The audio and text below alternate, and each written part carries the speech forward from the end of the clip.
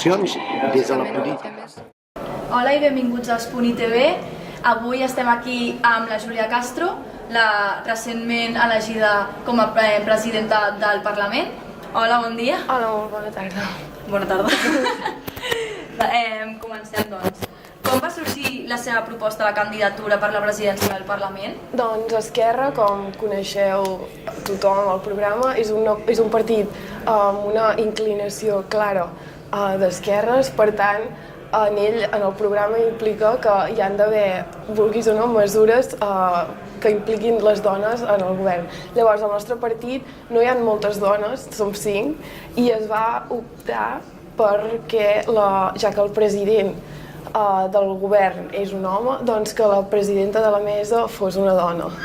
I des del partit doncs, vam decidir que era convenient que ens hi presentéssim les dones, tot i que hi podia haver alguna altra candidatura d'un home.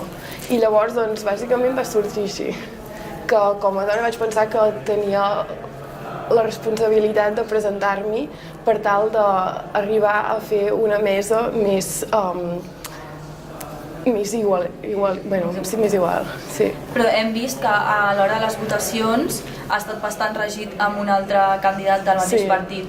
Per què s'ha donat aquesta situació? Bé, aquesta situació s'ha donat per motius que penso que és més convenient que es pregunti als partits que han votat per aquest candidat, ja que a Esquerra tothom ha votat a la meva candidatura i per tant doncs nosaltres ens mantenim ferms en aquesta postura. Llavors, qualsevol divergència que hagi pogut succeir penso que és més correspon als altres partits respondre, ja que han sigut ells els que han votat així. És a dir, des d'Esquerra heu votat tots? Des d'Esquerra s'ha votat a la meva candidatura. I era el que estava previst? Sí, perquè es va votar, es va votar en el seu moment dins el partit que la persona elegida seria la que es votaria el dia del ple. D'acord. I enfront d'una cambra formada per tants partits parlamentaris, grups parlamentaris diferents, com afronta la seva tasca de cara al futur?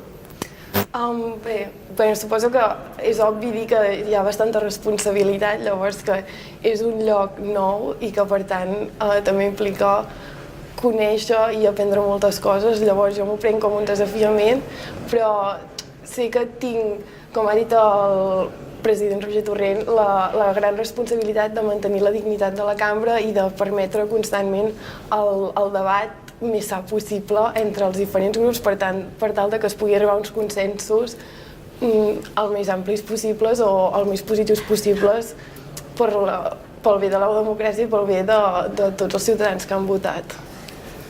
Quines habilitats i qualitats són necessàries per presidir el Parlament? Doncs és obvi que hi ha d'haver certa imparcialitat, que també ha d'anar lligada amb sinceritat i caràcter, perquè s'han de respectar les diferents opinions polítiques que sovint van lligades amb una personalitat política que és diferent a la teva o la dels altres partits, però totes s'han de valorar igual i per tant, com he dit, que per donar lloc a un debat sa i que es pugui arribar a consensos, doncs això, imparcialitat, transparència i sobretot honestedat i sinceritat per davant de tot. Molt bé, i per anar acabant, quins són els principals objectius del seu grup parlamentari? Hi ha hagut disconformitats dins del mateix partit?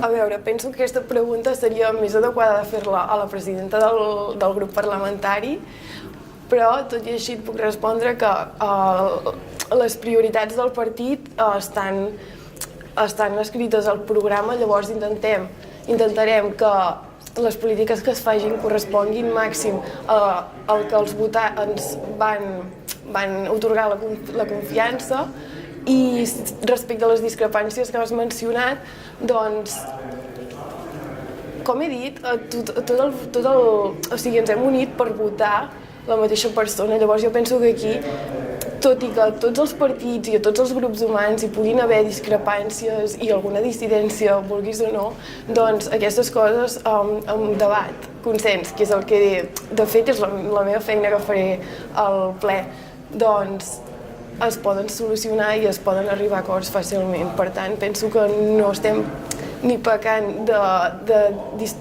dispersar-nos, ja que a la pràctica tots hem actuat de manera unida.